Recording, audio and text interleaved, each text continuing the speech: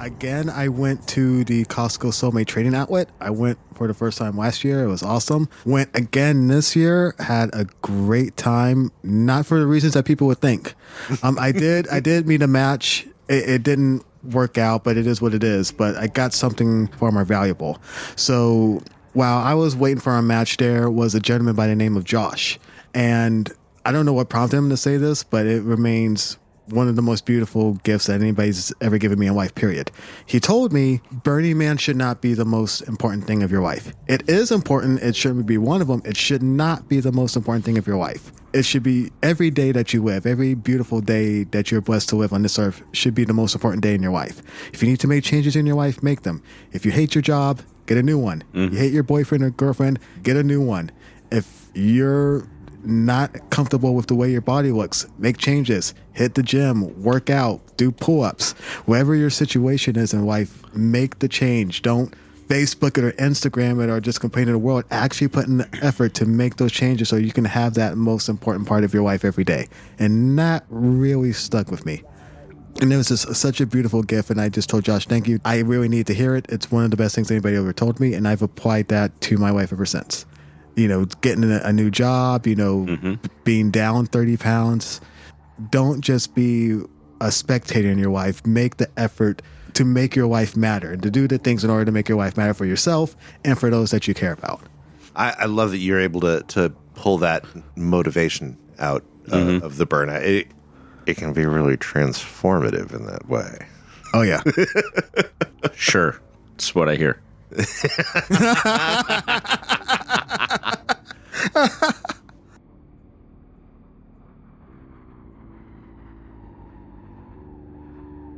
Welcome to Accuracy Third. I'm D-Day. I'm Rex. I'm Beth. And today on the podcast, we have a friend from last season. Our new friend, Passion, joined us a couple weeks after we got back from Playa this year. Fuck yeah. It was so great to meet Passion. That's right. In the first episode, Beth was not in the room with Passion, but in this episode, she sure as hell was. We were all there. Our returning champion. Burning Man, Rex, is about community.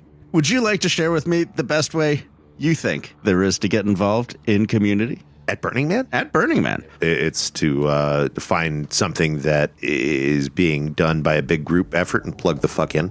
Preferably something a little hard, something that is maybe a little unfamiliar. And if nothing presents itself as obvious, plug into one of the volunteer departments, because there are so goddamn many volunteer departments, and a lot of them always need volunteers. Some of them, not so much. Weren't you saying to me that it's like something like 20% of burners volunteer for the org in some way or another? That's a pretty good estimate. So, something like 20% of the populace ends up volunteering for a shift here or there. There or more. is a fun way for you to volunteer in a straightforward way. If you want to volunteer for any of the regular org groups, fun. Fun and fulfilling and full of new friendships and responsibilities. Sometimes. And here's the thing. If it's not, if you go and you volunteer and you're like, well, this isn't for me, there's like 99 other teams that you could go and volunteer for. True. I rangered for a long time. I met some really lovely people that I still cherish in my life, but I didn't find like a community. The way that the Rangers connected internally didn't quite jive for me. You needed some more aimless weirdos to be hanging out. I get it. I mean, like the Ranger cadre is huge. It's hundreds and hundreds of people, and it might just have been the particular Rangers that I They're a little too big and less focused. I just mean that their community didn't quite click for me, and maybe there were other communities within the Rangers that I might have caught on to. But then I switched to center camp, and like within 5 minutes of hanging out in the staff camp, I absolutely knew I'd found my people. The first year I worked at center camp, I did not feel like I found my people, but I found like a place where my people might be. Like it was just so weird and open and bizarre to me the whole time. It felt like there was lots of people I kind of liked, but it wasn't like I found my community right away. It was the second year that I came out and volunteered, which was years and years later. My community takes a while to insinuate itself under your skin. Not everyone knows if my community is being sincere or sarcastic at any given time. Well, I felt it immediately. I was like, I want to come back and do this forever. But I didn't find my community until the second time that I was out there. Just because it took that long to get my feet under me and understand where anything was and that I was allowed to be there. But the second time knocked my socks off. It was like suddenly at like 31, I had a bunch of new friends. There was a little bit of that for me as well, because a lot of the people that were working in coffee shop when I started bounced from that department within a year or two. So the building of the community wasn't there, but like the vibe was there. Like I knew that if I continued to spend time there, I would have this incredible community that I have now. Well, it sounds like Passion has managed to vibe with his chosen camp that he volunteered for this past year, Janky Barge, which we heard a lot about. And this is our challenge to any camper from Janky Barge. We have heard tons of wonderful things about you from Passion, but we've only got his story to go on. So fight us. Yeah, so you better show up to this fucking shed with like chains and bats and switchblade knives, and we'll have a rumble. This is an official challenge to Janky Barge. Come to our shedio, and we will teach you how to play Junk Bucket, and then we will trounce you at Junk Bucket. And we'll teach your grandmother how to suck eggs. But Janky Barge, if you want to come on the podcast, we'll interview you in a completely non-aggressive fashion, no matter what. Rex amps me up into agreeing to. I can't even imagine challenging the people that Passion is like, hey, these are incredible people. Like, what we really need to do is Prove fight them. In addition to talking about Passion's incredible camp and art car experience this year, we also had a great conversation where all four of us sitting around this shedio solve many of the problems of our country involving race relations and race disparity in the world at large and also at Burning Man. So look forward to that. And because we are talking about race in the country, we also have to give you the content warning of fuck cops. So fuck cops. Yeah. So like if you're butthurt about fuck cops, there is some fuck cops. This episode is very high on the ACAB scale. It's an ACAB of a 9.4. I feel like your content warning is a little less needed than my content warning. Your last content warning, yes. But what about those cops that last year took a picture of the QR code on the side of my truck? I am okay with a cop dropping into cop dysphoria because they hear that we don't like them. I'm okay with that. Dyspygia. Dysporkia. There it is. So this is Passion.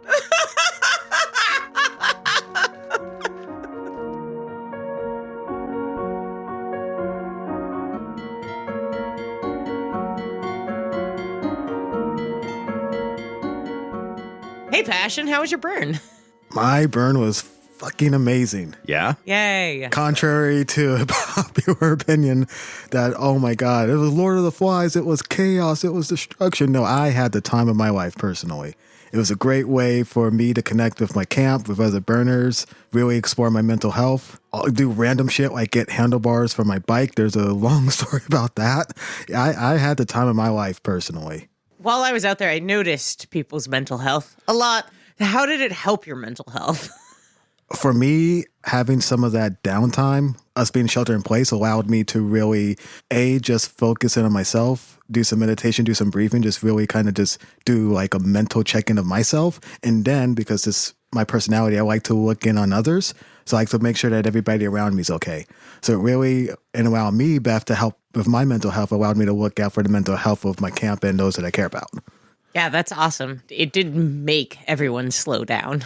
It was really nice to have a year on Playa where you just have been served some leeway from the gods of nature and weather. And no matter what your plans were on Saturday night, Your plans were hanging out in camp. Or lose a shoe. Or whatever night it was that things happened. We relived like the same exact morning, noon, and night 5 or 6 times this year. Yeah, we did. I've heard from a bunch of people that even though their setup week got delayed because of the early rains on Monday and Tuesday, everybody came back from those rains so well rested that they basically lost no work. Wow. Did your camp manage to not get anyone stuck in the flight across the muddy wastes. Yeah. In my immediate camp, no, but with a sister camp, we had somebody who was foolish enough and decided, like, I am going to try to beat the mud and get out of here, not realizing that shelter in place is in place for a reason. There's one in every group. What were they driving? Oh, God, it was like some 4-door, maybe like a Chevy or something. I forget the model, but he was the type that was just like, I am going to beat the mud because of reasons. And he got stuck and he tried fucking Malibu. Limping My across confidence. My confidence will get me to dry It was land. even worse than that because he tried to do it when we first told him to stop, that we had to take a piece out of his car and had him unknowingly think like, my car's not working. No, we took the piece out of your car because you're fucking putting people in danger, dude. The universe is giving you a sign. Please pay attention. And it's us, your asshole friends. Spark plugs are a privilege. Just take that whole fucking rotor cap off. You don't even need a wrench. Well, I mean, that sounds pretty good. It was a sister camp at which you're like, well, good luck to you. No, for many reasons, that dude was an asshole. But the rest of the camp and the sister camps we were with, they were all lovely. They made the experience that we went through so much easier to deal with. Well, talk us through it. The camp that I was with, they are the Janky Barge, based out of Hayward, California. We have an art car that's shaped like a bus. Like if any of you happen to remember the show, The Magic School Bus, you get an idea of what our art car looked like. And that's what we brought to the playa. We're about having a good time. If we don't care who you are, where you're from, if you love music, you love people, then you're welcome to join us on the barge. And with that, we had a sister camp, Beth. There was other people that are part of our Janky Village. We had like a camp called Catman-Dude, the Diablo Gators, Rock Bandits, Camp Butter, because everything is butter, as you do. We had a really good just group of folks that just all vibe with each other, just about having a good time. How big are all of you all together? All together, at least on the playa this year, you're looking at roughly 100 people. It's a big camp. It's a big series of camps. Yeah. It's like a small village. Yes. What are this is always one of the things that I'm interested. What are your shared resources across the smaller camps? That is a good question. The biggest shared resource is actually the Janky Barge itself. Because what we do with our art car, Bev, we allow our sister camps to kind of take over. Janky Barge, like the camp itself, we do programming on the barge, and then we allow our sister camps to all do their programming on the barge. So the biggest resource that we provide to other campmates is the ability to take the barge out to the playa, do their programming, and just get other people at Burning Man into the Janky lifestyle, about celebrating, about having fun, and just, appreciating life if those are around you. So you're saying there's been a lot of butter on that barge. Yeah. That sounds appropriate. I appreciate it. It's on brand. I love the groups of smaller camps that come together. I think it's a great way to get a lot more community, right? 'Cause you have agreed. familiar people that aren't necessarily your close friendship group that are like right there. And you have every opportunity to go through heaven and hell with them. Yes. I imagine. So this is one of those situations where I feel like people come out with like, I have a new soulmate. This is my new friend that we have been through it together that I didn't know going into this year. That's nice to do with neighbors. It really is. Well, and you had no other options. I really thought I might get that with Sniffles this year, but unfortunately he wasn't on playa in a consistent enough length for me to really bond with him the way I wanted Look, to. sometimes people got to go home 2 or 3 times. You can't judge other people's burns. Yeah, he got scared and had to go home. I'm just saying, if you keep telling me that you have a headache right before bed, I'm going to stop trying to fuck you. You hear that, Sniffles? I'm sorry, but back to passion. One of my favorite and worst and least favorite things for me doing the rain cycle twice or thrice, depending on how you count. Each time there was a time when I was like, I'm almost over this, and I would just step into something that made everything inside me defeated at once. There was one time where my shoe got stuck in the Porto so bad, it was still Like I yanked my foot out and it's still there in the 2 feet of mud in the Porto. And I am like standing on one foot and just kind of cry laughing. Like, there's nowhere to go from here. This is just what it is to be. I love those moments of defeat because they bring me back around to how silly the whole thing is. I guess I'm asking, did you have any wonderful moments of utter defeat? When we first really got into the thick of it and going into the porta potties, I am just like, what did I do in my life to deserve this? I'm sorry for whoever I wronged, whoever I hurt in order to get to this moment. But the good thing is, and being with a great camp and, focusing on mental health really helped. There is this philosophy by this man named David Goggins, and I really follow this. It's called embracing the suck. And once I knew where we were at, we were going to be here for a while, I just learned to say, like, just fuck it. I'm going to make the best time here. I'm going to have a good time with my campmates and my neighbors. I'm just going to make it work. Yeah, I'm going in those potties. Sure, were a struggle bus to death. I mean, every time I went, I'm just like, oh, please, God, let me get out of this. But once I got beyond that, I just said, like, this is what it is. I'm just going to make the best of it. And we're just going to try to make it a good burn. The nice thing about the mud and the porta potties is you can just tell yourself that whatever it is you're touching is mud. Mud, it's mud. Yeah. It's been mud this whole time. Mud. Keep telling yourself, yeah, that's mud you're touching right there. Oh, yeah. Yep. It's cold and sticky and slick. Definitely mud. God, somebody filled this entire porta potty with mud. One of our campmates, Jumanji, at one point asked someone to take a picture. He's like, my friends always think Burning Man is so glamorous. Can you please take a picture of me shoveling out this porta potty? Just so they know. Okay, we got to interview that guy so that can be the picture for this episode. Oh, my God. So this year was differently shaped because of all of this stuff. Oh, I loved it. Yeah. This was so much better than last year. For a good sophomore year. Fucking great sophomore year. Do you know what I loved this year? Sweatshirts during the day. Oh, yeah. Yes, let's go. Man, I woke up and it was fucking chilly a number of times. First of all, I woke up well past 7:30. Ooh. Like, the heat hits and like I wake up 15, 20 minutes after that, just fully awake and alert. This year, like, I slept until like fucking 11:30 in the morning 2 days. Yes. Like I actually needed an alarm clock and didn't have one. It was delightful. Yeah, we had to chase you down a couple of times. I napped. Once you have a kid, you fucking sleep at Burning Man. Yeah, also getting old. Yeah, that helps. Sure. Yeah, why not? I slept a lot this year. So pre the rains shutting everything down, do you have some great memories of the barge this year? Like when it could move? Yes, there's this great memory. How we got the barge to the burn was quite remarkable. So get ready for this. So me, Drew, Tommy, 2 wonderful, amazing Janky members. I love them both. We took the barge to the burn from Hayward. We rode it all the way to the barge. That was quite an adventure. Can you just, so I don't know if I've had it's an art car shaped like a bus, but it's not a bus? It's shaped like a bus. It has the feelings of a bus. There's the top half is gone, and we use that kind of as a deck to have people come on.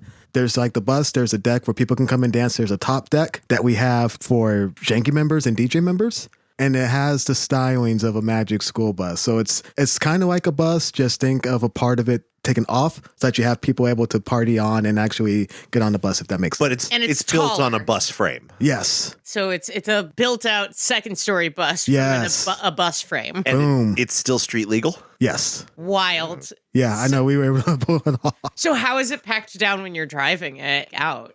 We did a really good job. We packed everything down. There's a ton of ratchet straps everywhere. This is my tactic as well. Yeah, Put more exactly. ratchet straps on it. It'll be fine. And the 3 of us, we made it work. We were able to get it out there. There was an incident where we went on like some type of pass, and part of the barge just flew off. There's a panel that we have, and part of it just flew off. And no, to make it even worse, because my bike was secured on the top deck of the barge, part of my handlebars flew off. Oh, no. Oh, no, I'm dead serious. The handlebars that you repaired during the storm, you're going to have to repair next year during next year's catastrophic storms. Yeah. Fabulous. So how big a piece? So we're talking, I think from that corner there, will be behind you to the curtain. So like a 3.5 Yes. foot piece? Yeah, it was just gone. along with a part of your bike. Yes. And you guys didn't notice when it happened? Not until we was got to the just burn. gone. Yeah. We were just like, what the fuck? There's good news to that, by the way. So I don't want to end this on a downer because Burning Man is Burning Man. And Drew gave me some really good advice. You'd be surprised at what people can provide you out here. Oh, yeah. And somebody, I still am shocked at how I'm about to say next, but somebody in one of our sister camps heard that I lost the handlebars to my bike. Somehow, some way, found some handlebars somewhere on the playa and attached them to my bike. And I happened to get brand new handlebars on my bike so that I could ride them on the playa. Nice. Awesome. I cried. I was speechless. I'm like, oh my God. And this person's name was Toby. You took so good care of me. I'm eternally grateful for what you did to me. I did see a piece of art out in Deep Playa that looked like it should have had handlebars from a bicycle. Oh, no. Maybe Toby's a huge piece of shit. And there's an even more heartwarming part to this because Toby took such good care of me. I'm the type of person that I like to pay it forward. So there is this nearby spot in our camp called the Wishing Well, where you get to make wishes and you get to grant wishes. And so somebody took care of me and got me handlebars for my bike. I figured, why don't I just pay it forward and make burners happy? What was the wish you got? The wish that I put in the Wishing Well was for handlebars for my bike. Right. And then what was the wish that you enacted? Fulfilled. There are several. So one young girl wanted some socks and foot cream. So I walked all the way. We were at 445 and F. I think we walked to like 3 and I or something. And I personally hand delivered her those foot cream and socks. There was another person who wanted an analog watch and I had a watch. I didn't really need it. So I walked and gave her that.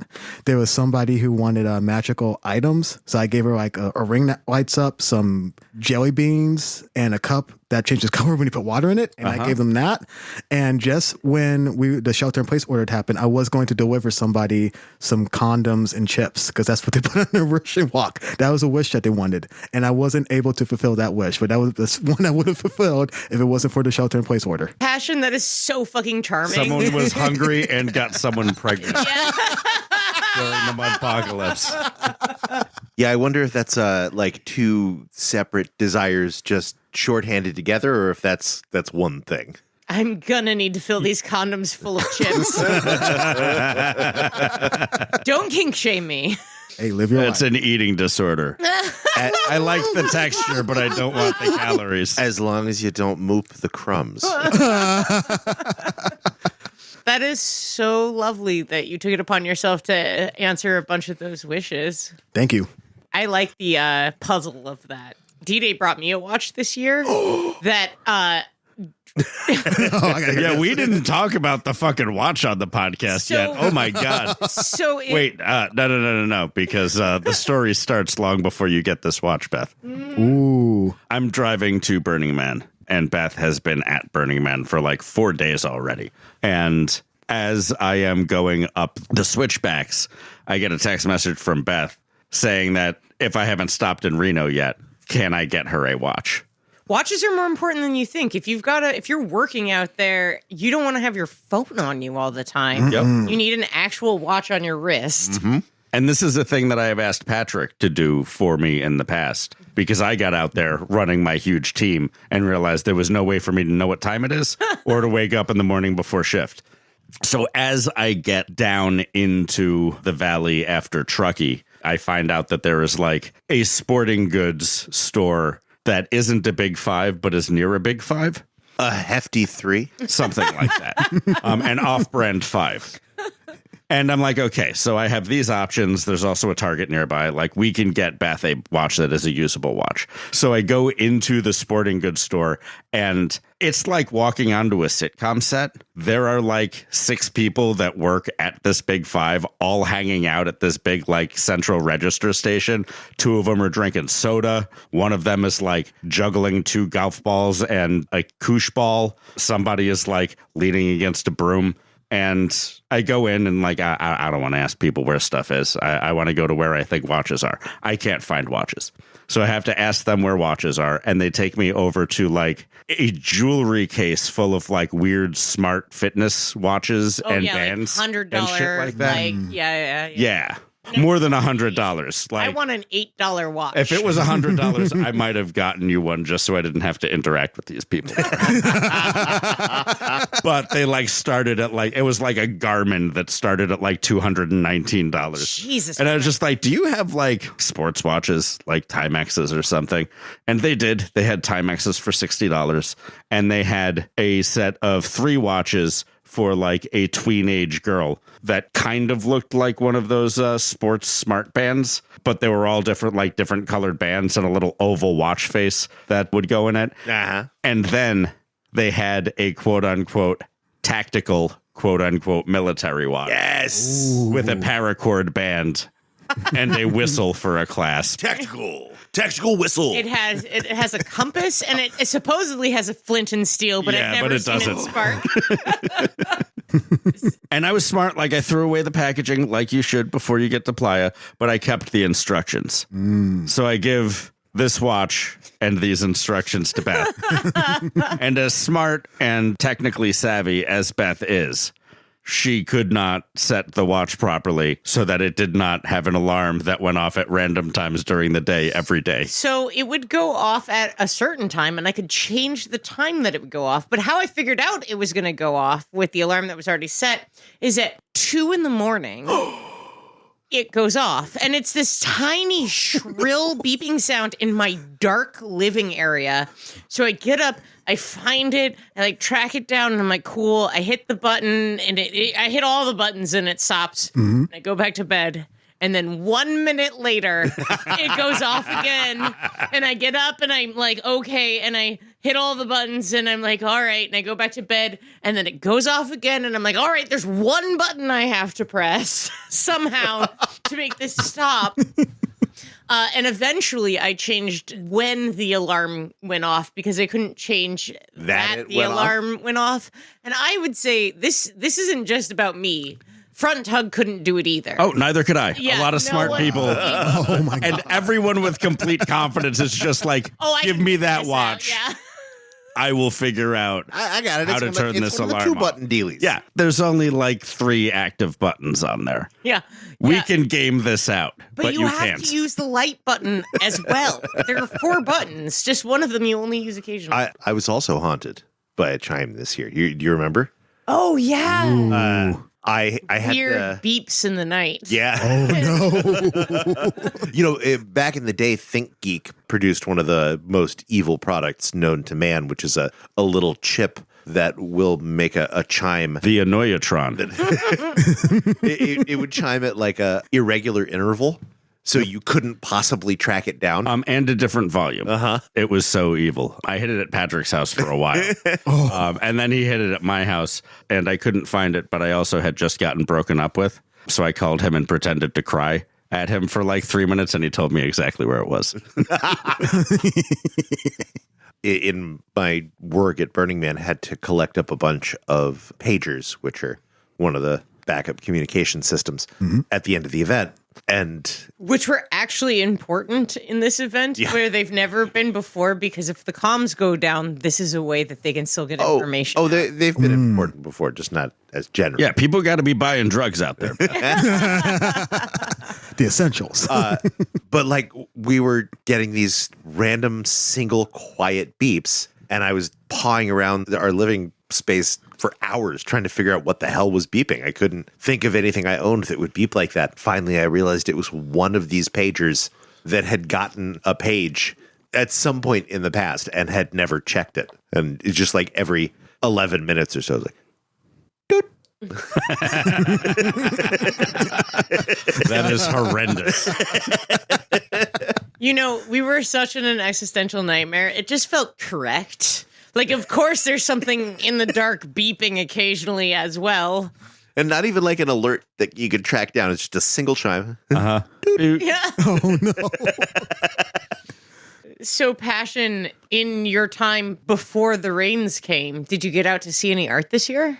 I did. And there were 2 pieces that really, for multiple reasons, stood out to me. There's this piece I believe, to my best knowledge, it was like a Pegasus, where there were like 4 buttons, and there was a person at each button, and everybody had to press it.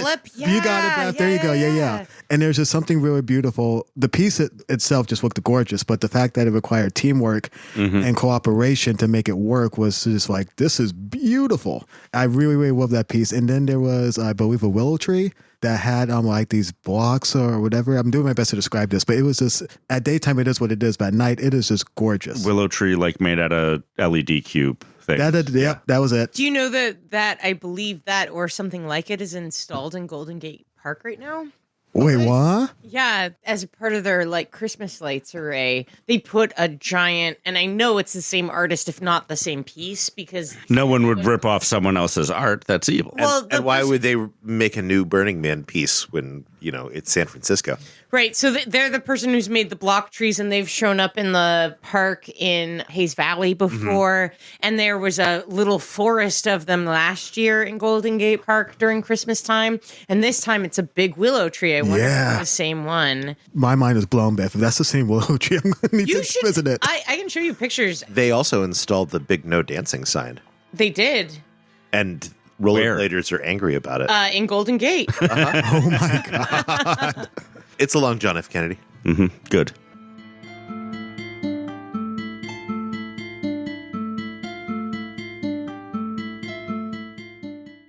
There's this beautiful story about helping somebody in their time of need. So shout out to one of my campmates, Katie. She's an amazing, beautiful, wonderful human being. If you're listening to this, you're awesome, Katie. She had a rough time on the playa. There was like multiple issues, like foot pain, the whole 9 yards. There was a shift coming up because everybody at Janky, there's a part where you have to do a shift as the barge goes out to the playa. And I noticed that she was feeling particularly down and she didn't want to do her shift because she was in pain. And I noticed, I had a talk with her and I say like, I'm happy to take your shift. I mean, I'm feeling great. I'm feeling healthy. I'm happy to help you out. When you can, alleviate the burden of others. And just the glow that she had, and later on when the barge was out and she was able to ride because she was feeling better, it was indescribable, Beth. It's just like a weight has been lifted off of her shoulders. I was happy. She didn't have to work the shift, but then showed up to be a part of it anyway. Yes, on a bike, which I didn't have a problem with because she wasn't feeling particularly well to do the shift the way that we needed to. Yeah. So I was happy to take that burden on her behalf. It wasn't really a problem for me. No, that's gorgeous. I love volunteers that are like, I can't do my shift, but I still, like, when I feel better, I still want to be there. Yeah. What does a shift entail with Janky Barge? For a lot of the shifts, when we take the barge out to the playa. So because it's an art car, we have spotters. So we have to make sure that people are not riding in front of the barge, which has happened because, people tend to do stupid things. Especially at Burning Man. At Burning Man? I know, right? Wild. There's a reason one of the corollaries to the rules of Burning Man is that cars are real. So we have to make sure to protect people from themselves. We also have to make sure that people don't get under the barge, do things like use the bathroom under the barge. That is a thing that has happened, by the way. Yeah. No, we had that problem with the art car that we made. Really? Ooh, yeah. Yeah, we had like poles going out around it to make an insulated bubble around the car that was the base of the art car. Near the car. You didn't have to have spotters back then. But what would happen when we parked different places at art projects or dance parties is like you would just see someone from the calves down inside the bubble relieving themselves on the car. Oh my God. Yeah. See, D-Day gets it. Having an art car is hard. Oh, it's gross. It's hard. It's challenging. There's some days where I'm just like, fuck my life. How speaking of, like, are you the person who has to home this thing? Like, where does it live and how do you guys finance that? Oh, those are all excellent questions, Beth. So right now it is currently housed in Hayward. There is kind of this makerspace that various Burning Man groups use. What's its name? It doesn't really have a name specifically. It's just get one. We that's actually we should. Now that I think about it. Yeah. It'd be nice to christen that beautiful space with a give us their number. We'll give them some offer suggestions. Yep. Exactly. It's called the Don't Talk About It building. And to answer your other question, we do various events. I know recently Janky did one, I think, called Ghost Palace, where we had our art car there, and that gave us some financing. There's various events we do throughout the year and fundraisers to actually help keep this art car going, because it's a lot to maintain it, to winterize it, which we did recently, where we had to do this whole thing, tarp it, make sure no water gets into any of the little Kidding. Yeah. It's a lot of work, but we do it, Beth, because we do it out of love. It's a way for us to come together. It's a way for us to, honor this thing that has brought joy to so many people. Like there's people at Janky, like literally, Callum and Kat that got married recently. Aw. So Janky is really about bringing people together. We're about having great times and celebrating life with those that you care about. And you guys, you do parties that are fundraisers. I appreciate that a lot. I feel like if I was better at this, I could do parties for fundraisers for our stuff, because it's sort of what we're doing. We're throwing parties all the time, and and we should start charging our friends before they set foot in this fucking yard again. So, Passion, this was your sophomore year. Yes, sir. Traditionally, one takes a big swing on one's sophomore year, and often that's a swing and a miss. Did you have any big swings and misses? Or did you knock anything out of the park that you're real proud of? I wouldn't say I really had any misses. I'm proud of a couple things I did this year. I actually, learned my lessons from last year. Hey, What are way the to buck the lessons trend. what are the lessons that you learned from last year that actually helped? Because this year was so different than last year. Oh my God, yeah. So number one, I actually had a good 10. I brought a shift pod this year. Yes. Fuck yeah. And good Lord, that made a difference. What were you in the year? Some Coleman mesh pop tent. up, camping tent. Yeah, for the woods. Exactly. Yeah. It'll keep the mosquitoes off of you. Exactly. A couple of things I did. I'm really proud of myself. One, I really emphasized giving. So when I mentioned before about, getting my handlebars fixed, it's really important to me. It's part of just my mantra as a human being. It's not just good enough, Beth, Rex, and D-Day, that I'm doing well. I want people around me to be doing well. It's part of just my DNA. If I'm seeing you're not doing okay, I want to give a little what I have to make sure you're doing good too. It's just, I feel like especially at this particular burn we had, it's important to not just look out for you, but to look out for your neighbors and those that you care about, so that we're all getting through this together, which is especially important in, the times that we're living in at the moment. Yeah, it is a new generation for mutual aid, I believe. Yeah. That was wild on Playa, the openness of mutual aid that happened instantly. Yes. For people who weren't there, and we're already in an environment where the idea is we're not going to let you die. And we're going to try, everyone is giving things away. And yes. We're already there. And the minute that it's we're stuck, everyone was like, here are the things that I have. How can I help? Oh, you need things. I have things. It was beautiful and confirming in a lot of ways to watch people. Yes. But if it had been my sophomore year, I wouldn't have showed up with anything to give to people. I would have been sure. Can I have a coat or a rain jacket or something? I'll trade you these necklaces. And I like that. It wasn't not just people were just giving material goods. Some people needed a hug. Some people needed someone to talk to. Some people just needed somebody to just hey, you're struggling. Can we just struggle through this together and get through it? So it was really nice to see people come together. And it was nice to notice those that were not doing those things. I'll bring this up because it's been mentioned before, but Diplo and Chris Rock, you mean to tell me with your millions, your resources, everything that you had, rather than just hoof it off because you're some scared bitches, you couldn't have given people water, you couldn't have had a thing, tell people jokes. You're that fucking rich and you're still a bunch of sissies? Yes. Why the fuck get rich? I'm a little bit guys, do you know how hard it was to walk the 5.5 miles from Playa in the shit to hit asphalt? Yeah, but then they didn't have to be scared of the pores. They're both pretty fit. They also got immediately picked up by people who are absolutely, let us take you. And I mean, I don't know. Hey, Chris Rock and white guy. Oh, you're Diplo. Yeah, you're like Moby's friend, right? Aren't you the guy with the mask, the big mask on his head? No, that's the other guy. I heard the Black Rock Station, the people who were outside of the playa were running tons of trips back and forth and picking up a lot of people that weren't Chris Rock or Diplo. Oh. That were just like, all right, I'm hoofing it. Sorry, I left all my stuff in the mud. Can you drive me to Gerlach? There were definitely people who needed to get off playa because they had things that were very important to them. Absolutely. that happened before Saturday. I think it's, fine if unfortunate if you have to get off playa before the end of the event, but it might not happen.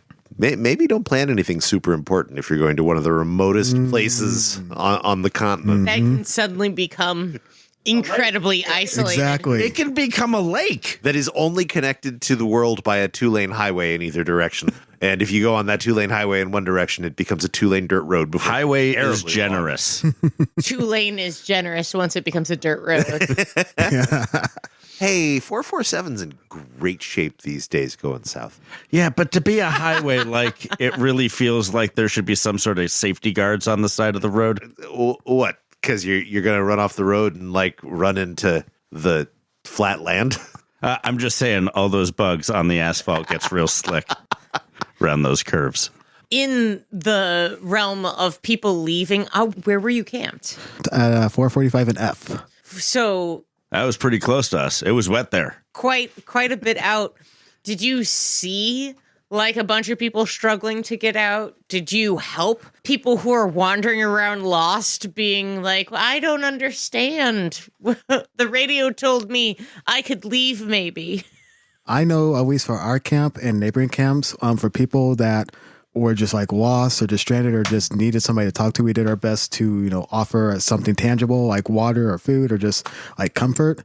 Some people that wanted to leave, they're going to do their thing. They're adults. We're certainly not going to stand in your way. We try to tell them shelter in place is a thing for a reason. It's not just looking out for you. It's looking out for your fellow burners. Some people, Bev, unfortunately didn't want to follow that advice. And it's just okay, do you? When your thing gets stuck, don't come crying afterwards. Mm-hmm. But it was really nice to see, just generally speaking, just how many people just looked out for each other in a time of need. And that just was one of the many beautiful lessons that I got from my experience and why it was in many ways so much better than last year for me.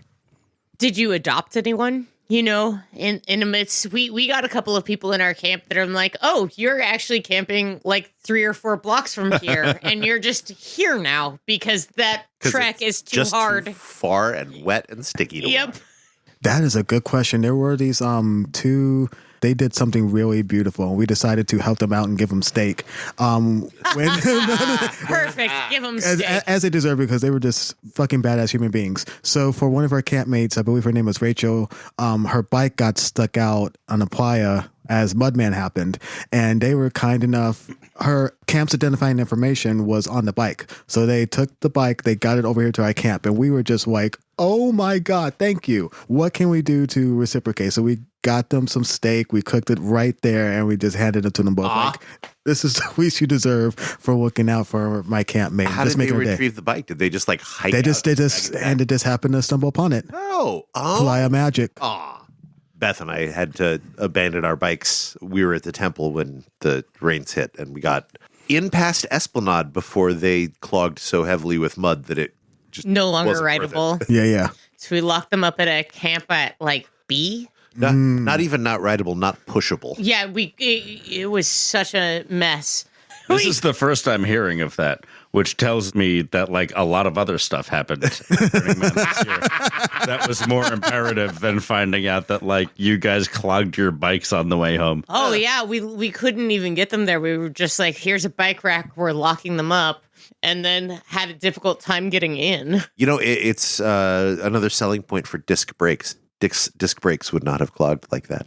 Those calipers. It wasn't the brakes. It was literally the playa going through the frame. It got so thick on the wheels. It was just stopping. Yeah, the because wheels wouldn't pass the forks anymore. Yeah, it was. It's a stupid place for a camp out, guys. It was a really bad idea.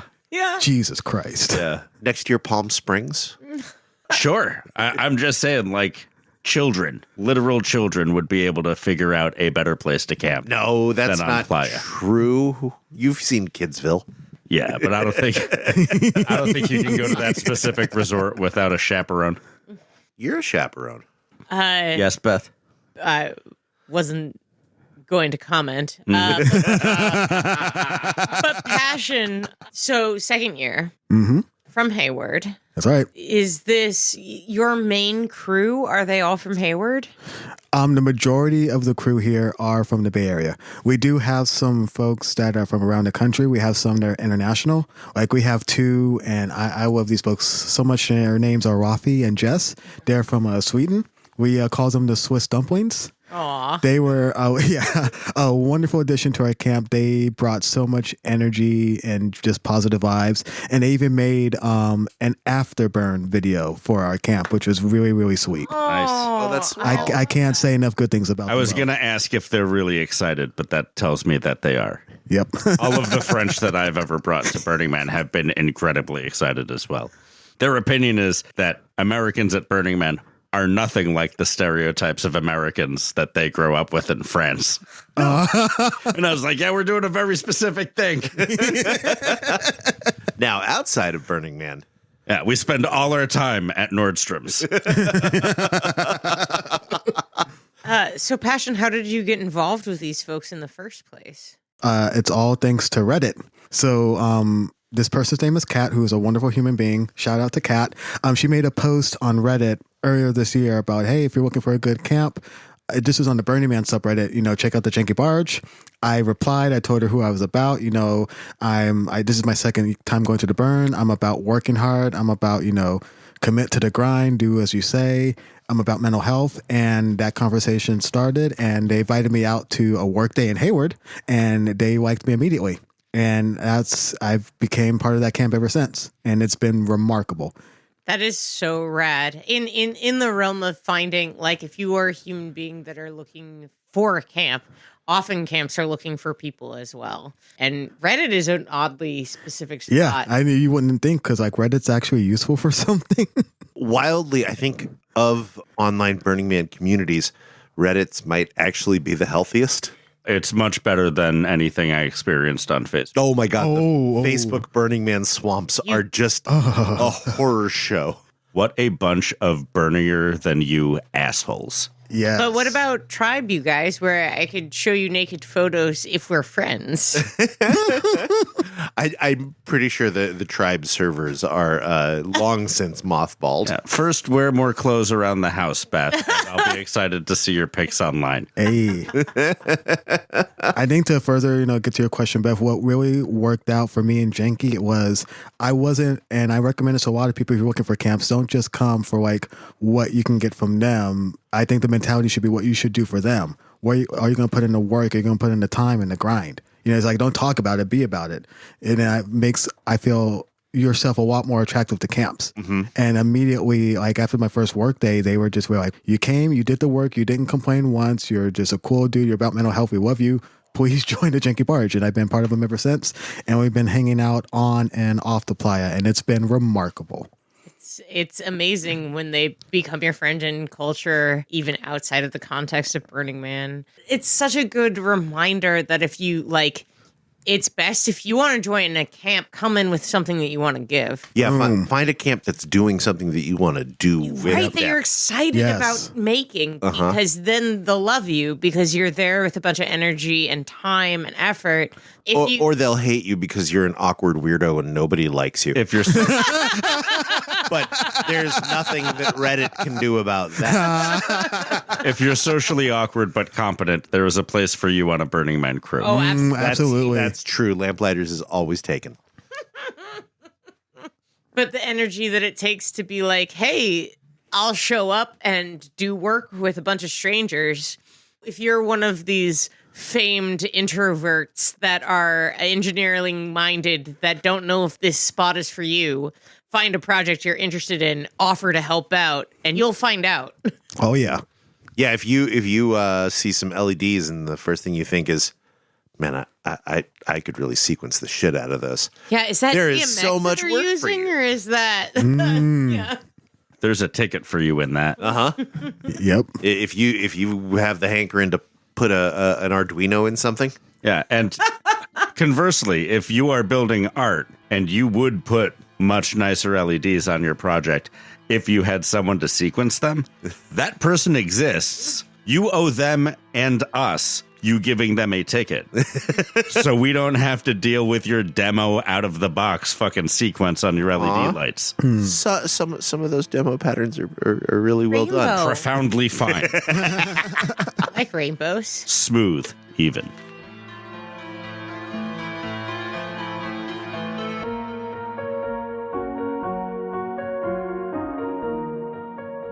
Passion, did you have any great culinary feats or defeats? Like, did you have a moment where food was just the perfect moment? Or moments where it's like, this is the most disgusting thing and I just have to deal with this? I really stepped up my food game massively from last year, where I just had protein shakes and macaroni and cheese. Yeah, that's a freshman Burning Man experience. Let's go. I did that for my first 3 years. I actually brought fruit snacks. I brought some Gardettos snacks. Oh, yes. I brought some ready-to-eat meals from Mountain House. That's very, very smart. Yeah. Yeah, like it was one of those times during Mudman where I got my jet boil, got some water on that, and did their beef stroganoff, and I was just like, life's really good right now, even as we're deep in the shed. I just stopped, and you have to really appreciate the moment. I'm enjoying this very salty packet of very hot, like, one of the things that I love is if you don't have a spoon that is long enough, you can't get all the powder mixed into the boiling hot water. So you have to, like, I'm familiar. palpate the bag in intense. I think backpacking food is a really smart choice. It is head and shoulders above MREs, let me tell you. Yeah. Like, this is one of the things that I love is that people come out there and make food for others. This year, I didn't get a chance at almost any of it other than in my incredible camp because of the way this year was shaped. But did you get a chance to get out there and have any food made for you? Oh, yeah. Somebody near our camp made steak, which was like magical. And during Mudman, I randomly walked by a camp and they were offering New England clam chowder. No way. I was just like, let's go. That's great. I love that. That was magical, Beth. Like just walking by and I smelled that. I'm just like, can I have some, please? And they were just like, here's as much as you want. And I was like, thank you. The food out here, I really, with this brand, I really felt was on point. If there are motherfuckers out there making clam chowder, I'm making lobster bisque now. Ooh. I just feel itchy, even though I'm not allergic to lobster. I won't put any peppers in it, Beth. Just like a lot of cream and tomatoes and lobster. I want a fairy shrimp bisque. Fairy shrimp bisque? Yeah. Oh, because that's what the little shrimps are called. Gotcha. Gross. Nice. You better get to harvest. I will them make now. you a krill bisque.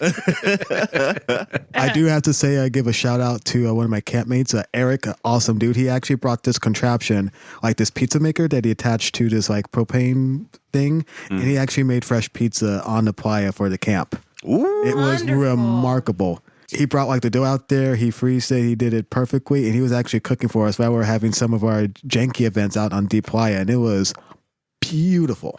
That doesn't sound so janky. My playa chef husband has an idea for how we can make Sergio. an awful lot of pizzas out on playa next year. I think it can be done. I'm kind of dreading that day of prepping food already, but like we can probably do that. I wonder how dough performs out there. We would have to do high elevation dough, whatever the adjustment is for that. I wonder if you can powder your work surface with playa before you start needing that dough. I wonder if you can avoid powdering your work surface with playa. That's also a good question. Passion. I'm sorry to put you on the spot, but as a person of color, have you ever heard Larry's take on why we don't have as many black people at Burning Man? Jesus Christ. I cannot believe that man had a take. Yeah. It's terrible. I have No, I'm willing to hear it. It was let's hear that it. black people don't like camping. But did he fucking consider why? Like, besides the fact that it is expensive and directed at white people, do you know how uncomfortable it is to go into the woods and then camp near them in an isolated fashion? do. we're doing it in a crazy radical way. That sounds safe. I do, because every time I've gone camping, it's full of white people. In particular, Germans. Oh, they're the worst. Man, Germans love to camp in our woods. They're just woods folk. They have entire regions named after their woods. Also, Passion, not to put you on the spot, but to put you on the spot. One of the things that I think is a really interesting investigation into the realm of Burning Man of like, how do we get more people of color there? Like, how do we make it a more safe, welcoming spot? How do we encourage? Like, I feel like the org has done a really good job in encouraging certain groups. Like, we have a really large deaf community that comes to Burning Man, which is incredible because they've reached out and given a lot of tickets and offered a lot of support. And it's like, how do we become more diverse other than like wealthy people come in all shades? Like, Exactly. do you have any ideas about how to make the setup more appealing to people of color? That is a wonderful question, Beth. I feel the org is already doing some efforts, which I think is great. I know the ride program, which I participated in, was beautiful. That was a great opportunity for me to get to Burning Man. It was actually through ride I was able to be on Burning Man Radio, which was a wonderful, wonderful opportunity. So that was awesome. I know there's a ticket program where there's fees that are reduced for certain like lower income groups. I believe that's a thing. That's a great start. A suggestion that I would have that I wish the org could really utilize is to look at the mental health aspect. I feel for people, particularly people of color, really paying attention to the mental health piece, I feel would be a really valuable way to bring people to the playa. You know, people, especially after the past, several years of the pandemic that we went through, I really feel that paying attention to the mental health piece would be a great way to get people of color to break beyond the stigma that Burning Man is just for white people. No, Burning Man can be for anybody. It can be for everybody. And it's really welcoming for people of color. And I feel that if you could just make this a healing space beyond just for the typical people to go to Burning Man, I really feel it would be more attractive to people of color. How? I know that's a big question. How to pay more attention to the mental health space? It seems like something you're doing. How would you suggest other camps, other groups make more mental health space in what they're doing? I feel there's multiple approaches that could be taken. One that's more direct, just have those conversations about mental health. Have those times in your camps. Make it, even in the org, have those spaces, have those workshops like they do for everything from like improv to astrophysics. Really have that time available to talk about mental health. Just make that space open for people to say like, hey, this is what I'm feeling. This is what I'm going through. And that other person can say, hey, I'm going through that too. And you get this solidarity of people going like, hey, we're all going through this together. And it really can be kind of a unifying element that will open people up. And I feel would really be helpful for the burn and for people coming to the burn. I hope that answers your question. I mean, I think it's lovely in kind of vague. Like the idea of a theme camp. So before I started volunteering as part of a theme camp, and a theme camp, it seems so much easier to me to promote bringing people of color because you can just say, hey, do you have any people of color friends that you think would be awesome on our crew? Can you ask them to come join us? Right. But that is not a thing that we're allowed to do. Fair enough. In the realms of certain aspects. So how is it that we create a space that is more inviting? And how do we invite folks more clearly, I guess, around mental health stuff? Yeah. Is it maybe the messaging about the potential positive mental health effects of this participation that would be more effective? I think the messaging, if you make the messaging more direct, if you communicate to people, Burning Man can be a healing, positive space, especially for those with mental health. I feel that can get the ball rolling. I feel if you can just change the conversation, and it's not going to happen overnight, to tell people like Burning Man's not just, just a party out in the desert with hippies and white people. It really just get the conversation going. This is a space for everyone. Anyone can be a part of this community.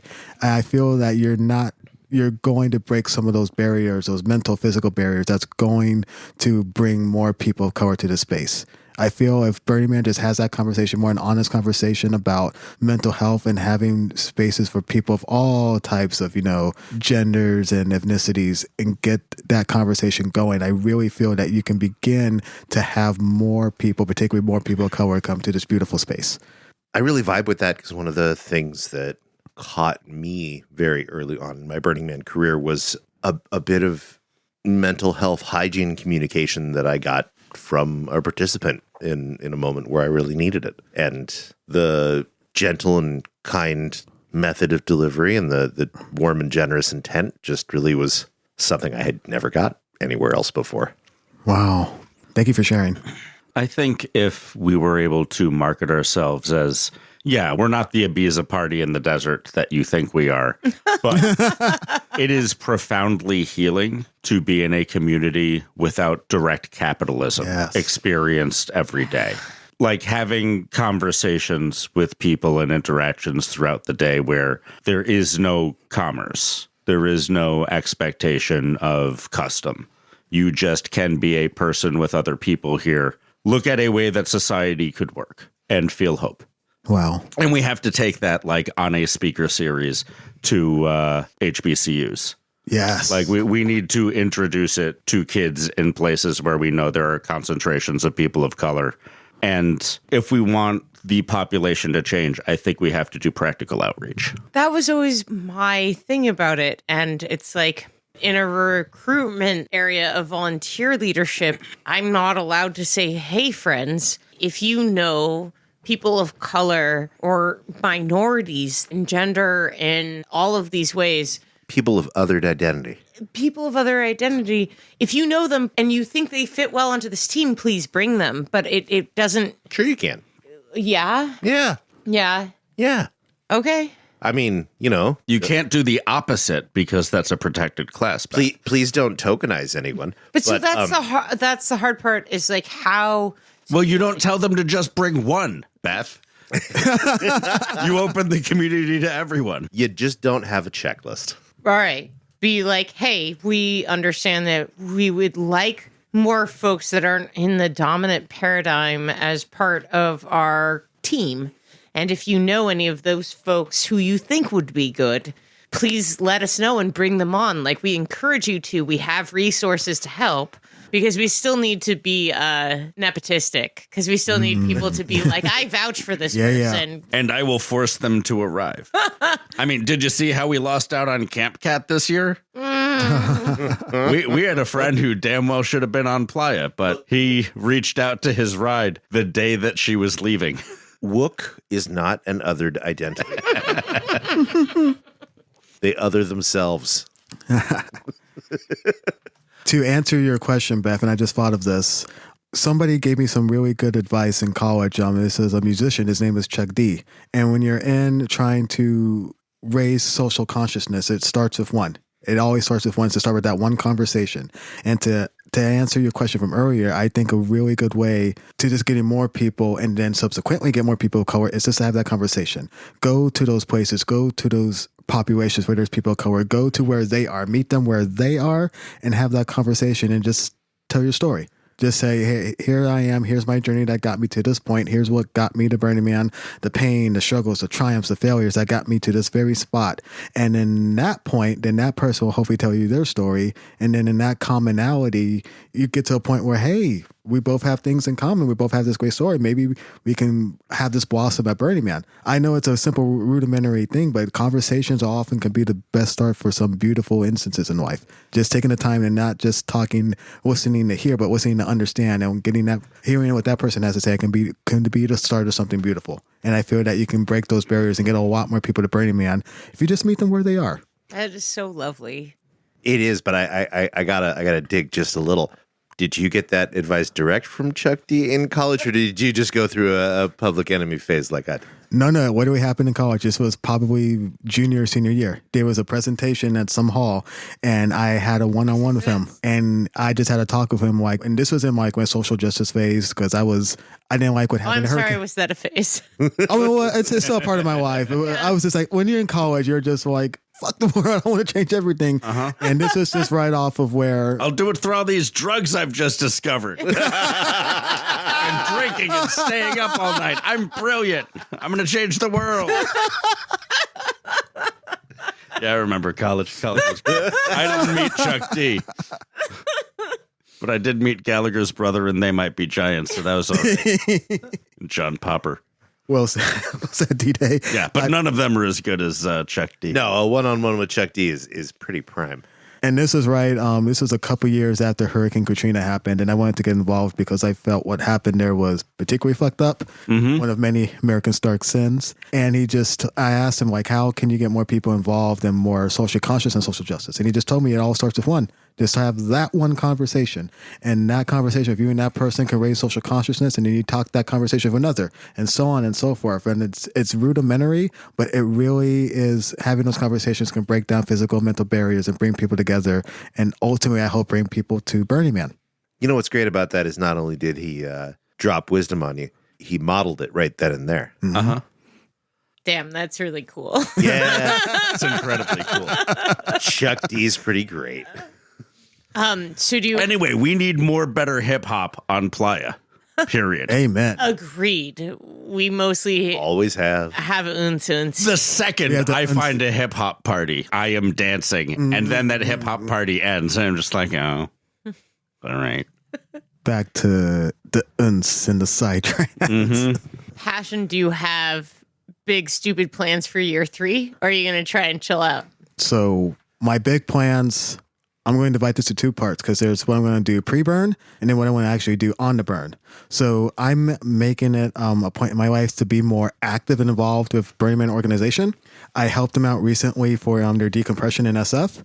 Awesome. And I've been invited to join the community organizing team. Oh, Nice. Great. Yeah. So I want to be more active and involved with the organization. I want to implement more mental health initiatives. A really big idea that I have is I want to create mental spaces where through various methods, whether it's like improv, playing with objects, just dancing, whatever, just really make mental health sexy and fun and let people know it's okay to not be okay. You should take ranger training. Whether or not you want to be a ranger, I feel like that is sort of the realm that you're talking about. Like, Oh, yeah. yeah. Sign up for ranger training. You can just audit it without having to go in and be like, I want to do it. It was incredible for me. And it shows you a lot of the ways that the org is already approaching mental health. I'm hoping this year that I can audit Green Dot training, which is the mental health additional training on top of rangering, because I think there's a lot of foundation for it. It's just like it's complicated and across a bunch of different departments and stuff. The mental health models that I've gotten from Burning Man training have been so stupid useful.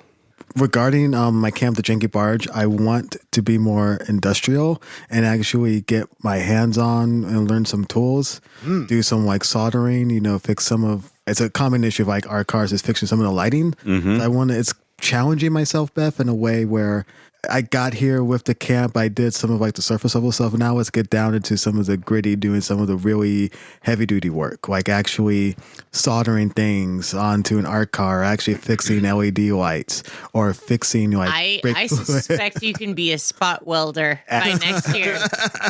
Cranking on wrenches with a breaker bar. Yeah. Is that a part of your background to do mechanical engineering stuff? Or is that just an excitement? It's a background of mine to do things outside of my comfort zone and do things that challenge me or that are foreign to me as a way for me to grow. And so working on something like an art car, which I have no prior experience in, it's definitely has been challenging, but I want to push myself because it's rewarding. There's a personal sense of fulfillment in doing things you didn't think you can do. And it's also, helping our art car, continue to thrive and attract people and create memories, which we have. This art car has been going on for, I believe, about over 10 years at this point. Wow. So it's been on for a while. People made friendships, a couple There's of friends. that marriage. Yeah, that marriage. It really brings beautiful people together, no matter where they're from. I don't know about your labor under capitalism, but like, is it a different kind of rewarding to be a part of creating in this way? It's a terrible question. Was that a question? Yeah, no, it's just a ramble. I think that gives. What do you think about sentence? Sentence at you. Passion. Thank you. Like it's this vague. Like so, in your day-to-day world, what do you do? I am a student services manager at Stanford. Do you feel like this shit that you do at Burning Man like adds to your ability to do what you do day to day well? I don't know if it adds to the day-to-day stuff that I do. I feel it really more so adds to my existence. It's like the job that I'm doing is just like everybody has to do it in this capitalist society, but it's a means to an end, which is for me doing what I love, which is Burning Man, and doing a lot of this manual labor. It's so rewarding, so spiritually powerful to be doing something that it's not to make somebody rich. It's not to appease a boss. It's not to fulfill numbers or quotas. I'm doing it because I'm helping to produce this machine that brings people together, that makes people happy, that creates so many memories for hundreds of people. And that is personally rewarding for me. And for a lot in our camp, it's rewarding for them as well. It's like, yes, I'm not doing something for fucking capitalism. We're doing it for ourselves, for the culture, for the community at large. And that part is rewarding for me.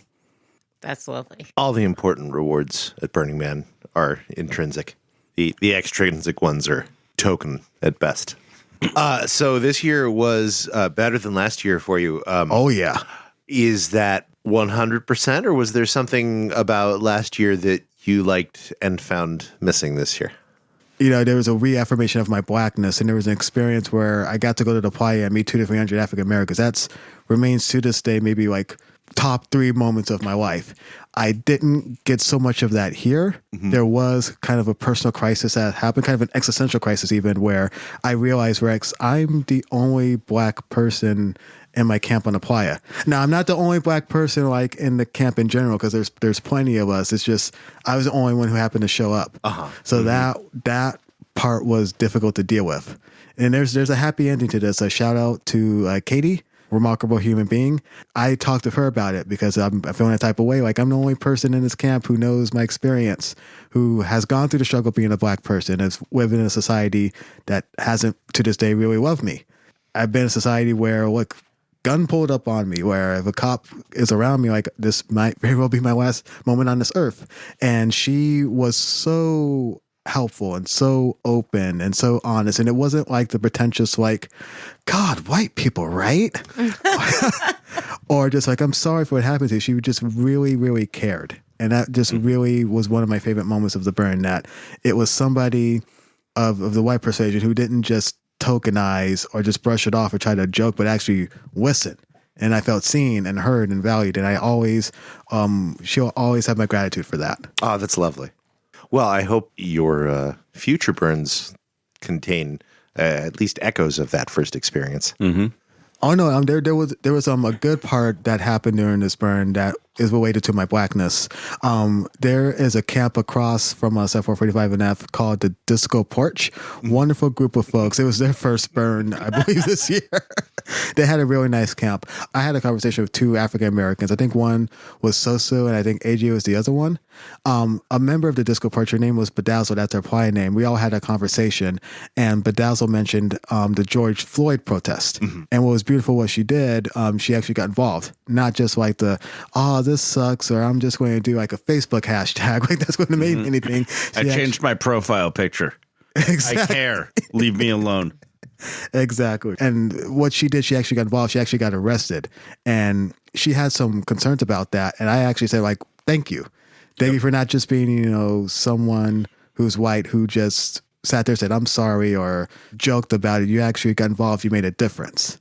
And it was a larger point that I told her, you don't have to change the world. You can change your world.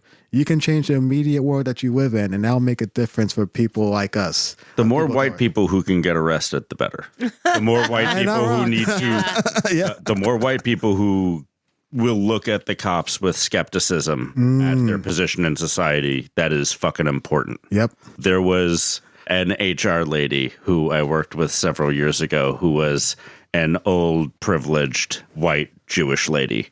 A white Jew in the way that I am not quite a white Jew. And she went to the protest and she was just like, and they kettled us. And then they sprayed us with water. And I didn't feel safe around the police. And I was just like, yeah, They have more civil rights than us and guns. Thanks for hopping on board. Eventually. Yeah, Eventually. from up there on your liberalism. Ooh. Look, things are weird in the bubble here in San Francisco. We just think that the cops don't do anything because the cops here don't do anything. They do frauds. It's true. Yeah, not wrong. They steal shit from the SROs. We know this. They keep getting in trouble for it and caught on camera. God, of all the places to steal from. Dude, We they also had steal that- from hopeless people who do not have power. They are cops. We also had that cop union head who was smuggling all the fentanyl in. Oh, yeah. That was San Diego, but yes. Yes. I thought that was San Jose. I'm sure it can be multiple cops. Hashtag maybe all cops. Yeah. Maybe all Pretty cops. sure all cops. Pretty sure all cops. I do want to give a special, deep, heartfelt shout out to Janky Barge. They are the crew that got me here. I cannot think of a better camp that I would have been with for the burn. They really changed my life. And from the bottom of my heart to everyone, I hope I mention you all. Drew, Mark, Max, Kendra, Eric, Amanda, Chris, Rachel, Shane, Gerald, Brian Camp. You're an awesome dude. Who else I forgot? Oh, Tommy, of course. Love you, Tommy. You all have changed my life, and I cannot think of a better camp to be with. So if folks out there like the vibe of the Janky Barge or about having a good time and celebrating life with the people you care about, come find us in Hayward. We're always looking for new people who want to be part of our tribe.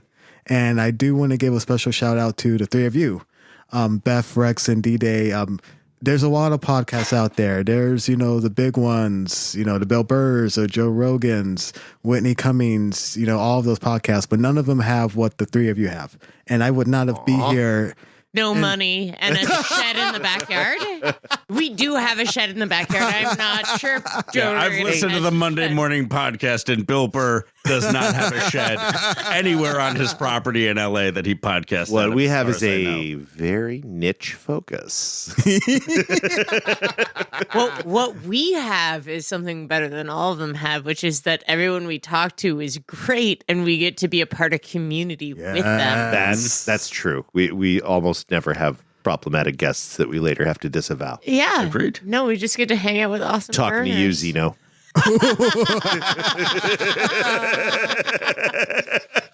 I like all of the pseudoscience we just yes and on this podcast. Yes. I think if we do that long enough, we could be at least as big as Joe Rogan. We should just have the burner libertarians on. I don't think I can afford enough steroids to be as big as Joe Rogan. Oh, come on, man. Once we start getting big, that's when you get the free gear. You want a celebrity doctor? I'll get you a celebrity doctor.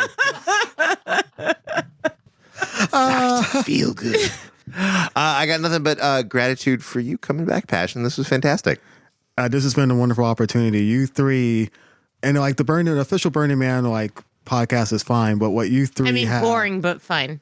that too. I don't listen to Burning Man podcasts. Neither do I. I won't even remember this by the time I've edited this.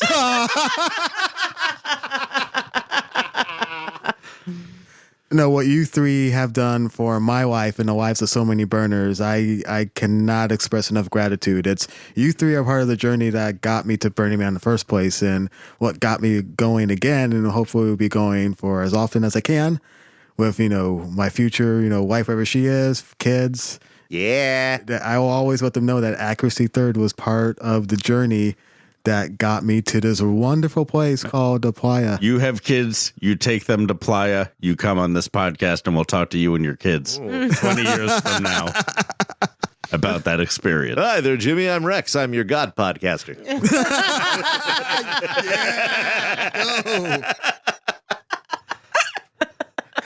I will end my time here with this. This is something I hope people can take away from this.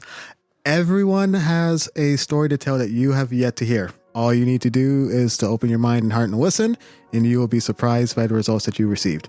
So put yourself out there. Humans are cool. I know we are in the thick of it now, but we will be okay. Yeah. We'll be okay. Beautiful. Thank you, Passion. Fascism always ends.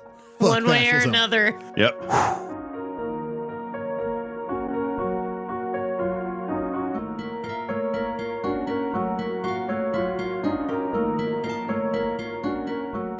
And that was Passion. May I remind you, fuck cops. Fuck cops. So a couple things. One of the questions that we asked Passion was about him experiencing any profound disappointments about his Burning Man experience this year. And I, as the person who is speaking right now in the studio and all of the authority that it gives me, I am interested in if either of you experienced any profound disappointments at Burning Man this year. Ooh, I mean, it's really hard this year because of all the rain, right? Like, there's a whole bunch of disappointments that are just structured around not being able to get out or do the things. Not getting enough time to see all the art. Right? Like, it is, the rain was complex to deal with out there. My profound disappointment was a thing that I think I should do next year. For our listeners, I'm a mayor of our camp. My profound disappointment was that I didn't go out and meet all of the camps around us and like get to know them and say hi and create some sense of bond or neighborhood. That is something that I'm sad that I didn't do. It is easy to be mayor of a camp, but it is hard to be mayor of an entire block. And I think you've got it in you to do that next year, Beth. No, thank you. No. Ugh. It's not about consolidating power. It's about confederating power. Accuracy heard. Y'all red-pilled yet? Ah, stop it. So gross. The thing that comes to mind was the Here There Be Dragons patches, which in and of themselves are not disappointing. They're gorgeous patches. And the way they were distributed was brilliant.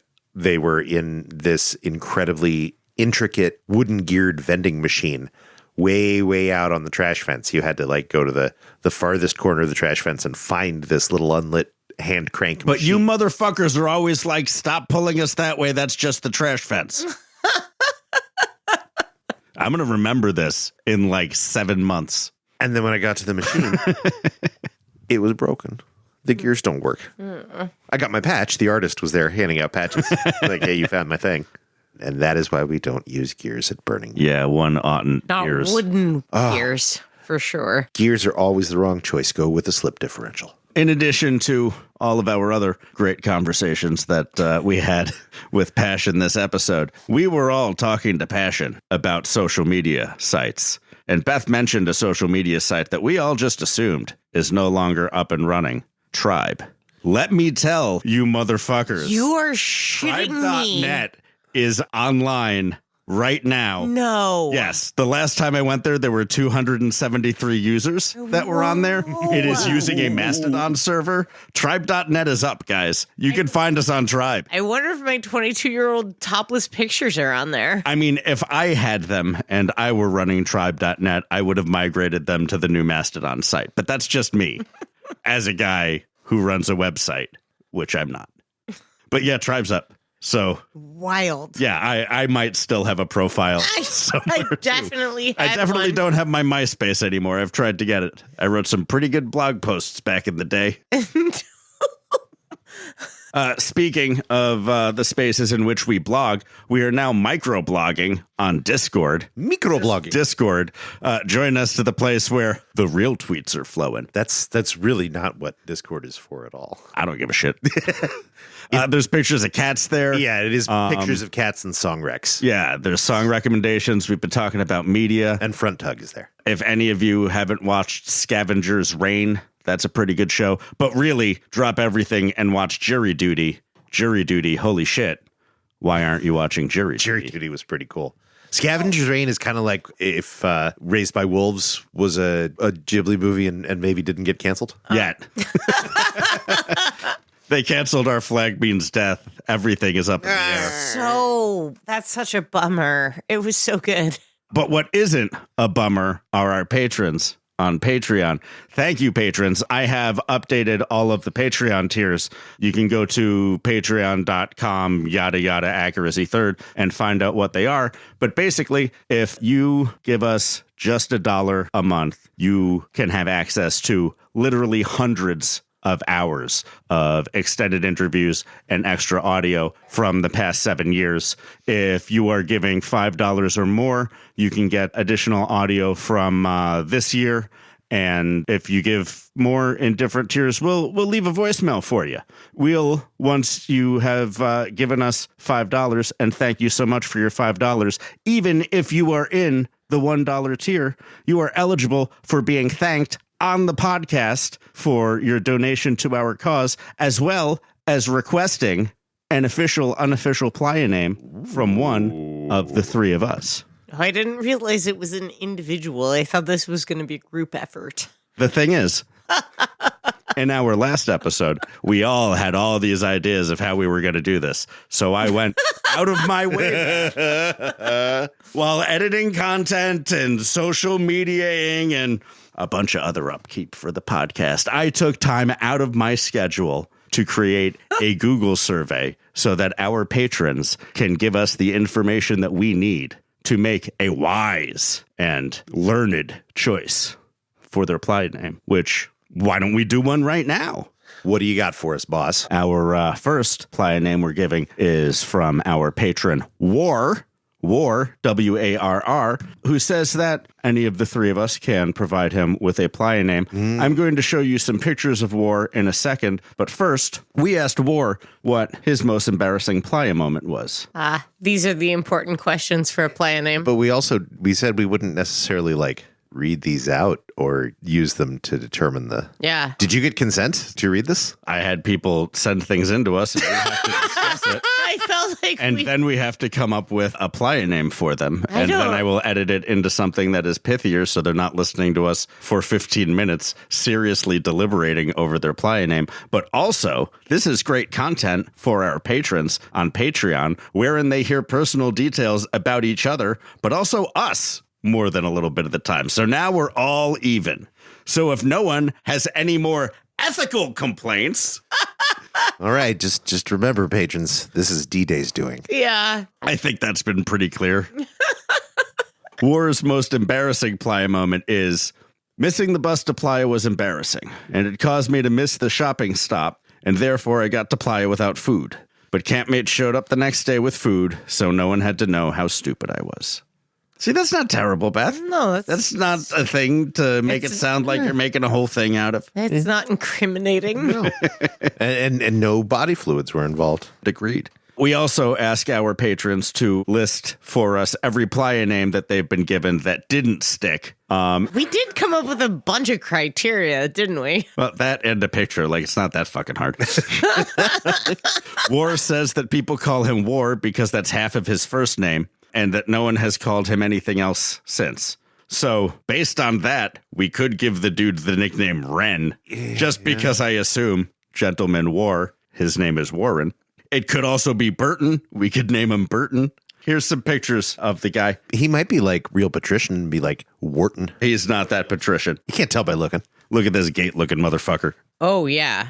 Yeah, that's a gate motherfucker. I feel like you just do it straightforwardly here and just say this guy's name is Late Bus. Late Bus? Late Bus isn't bad. War Bear? War Bear? That does look like a war bear. I could get into As someone who plays a war bear in a board game, some of us are playing. It's pretty great walking around in the world shouting war bear at things. I was thinking of going extremely against type and calling him Peacenik. Peacenik. Well, War, those are your options. Mist Bus? Oh, God, no, that's No, Mist terrible. Bus is terrible. That sounds like a wet bus. Yeah. Or Moist Bus. We're pivoting to something truly terrible. War, thank you for your stories and your pictures and your nickname. Peacenik. War bear. War bear. That does look like a war bear. That's so on the nose. Yeah, but people who don't know him don't know that. Late bus, I think, works. I think late bus works, potentially. Are we thanking patrons by name? Yeah, Yeah. we're thanking patrons by name. Hey, Accuracy Third patrons. Hello, I'm D-Day. Thank you. You helped me produce my podcast, and I love you for that. Today, why don't we call out some of our $5 patrons? I'm going to shout out Kevin. Thank you, Kevin. Also, I'm thanking Jake. I'm going to thank a couple more people. I'm not going to say your last names because I don't know how associated you want to be with this podcast. So if you're like, I don't know, if your name is like Jake Peterson and I call out Jake and you're afraid that like maybe the Jake that I thanked was like Jake Billy Club, just shoot us an email and you can ask us if like you are the proper Jake that we thanked on the podcast in the $5 tier. Also, thank you to Carlton and Eli and Megan. And you know what? Why not also Rob? Rob, holy shit. Thank you for helping sponsor the podcast. And after you email us to figure out if you were the person we thanked, email your parents and thank them for giving you such a basic bitch name. Woo! Spicy take. Accuracy Third is produced by Accuracy Third. That's the three of us. The music in this episode is by me. I did the music in this episode. I found some of my old boops and beeps that I liked from 2017 or so, and that's the sound bed That's you've been awesome. listening to. Boops and beeps. Thank you, Beth. If you want to help support our podcast, you can do so by reaching out to us and hopping in front of a microphone, either one on your head at your house or one in our studio in our backyard, and tell us your Burning Man stories. This podcast is fueled off of you. And if you're shy and don't think you've got stories, well, you're wrong. But you can also tell your friends who are extroverted and can't shut up about their stories to come on our podcast. Or you can tell your friends who are not extroverted and don't need to be told to shut up just to listen to our podcast. And maybe they'll become extroverted and need to be told to shut up. Like and subscribe and share. And hey, be good people. Thanks. Accuracy3rd@gmail.com. BurnerNarc.com. Find our Discord. In the show notes. Notes.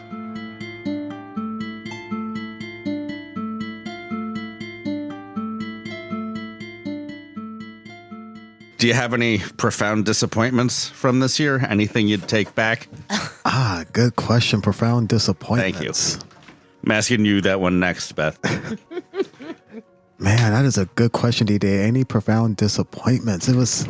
I really have to think of anything that just... Yeah, I just have every year I have some moment, like this year it was several times where I was like, should I bother like putting on my leg bags so I can go void my bladder so I can actually sleep for the rest of the night? Or do I just lay here being miserable and cold and, plump with urine?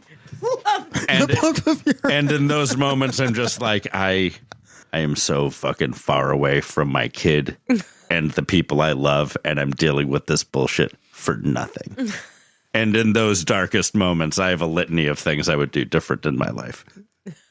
I can give you an answer. If there were a couple disappointments, I really wish that, like, not just me, but just Janky as a camp would have got to have like the burn we wanted and have our car out there with all of our sister camps like we wanted to do every night and take the barge up to the man with all the other art cars and do that experience. It didn't happen, and I'm glad we had the burn that we did. It was just like, I hope that next year we get to do that, because that just would have been just a nice cherry on top of what will be a great burn.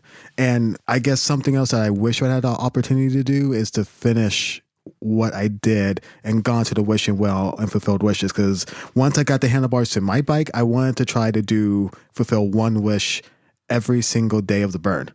And Mudman got in the way of that. And it's an immediate moment I felt disappointed, because it's just like, I wanted to give back so much, but I'm realizing there are other ways, there are other things that I can do to help out people in need that doesn't have to specifically involve going to the wishing well and fulfilling wishes. Even though that was nice and it was great, I'm glad to do it. There's things I can do at the immediate moment, like, hey, are you okay? You need someone to talk to? I know we're all going through the struggle bus, but is there anything I can do to make sure that you're good? And then that way, that's also making people feel good and feel happy. So could I wish those things have been done? Yeah, but at the end of the day, I'm happy for the burn that I got. I bet you are really good at job interviews.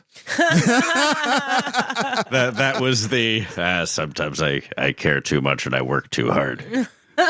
Yeah. The wishing well is such a charming idea. I haven't actually run into it. And such a fun mission-based like structure. Like, this seems reasonable. I feel like I could find condoms in Doritos. Yep. Like, I'm at Burning Man. This seems possible. I mean, if you stand in the middle of the road shouting condoms and Doritos, several people will stop to get some from you.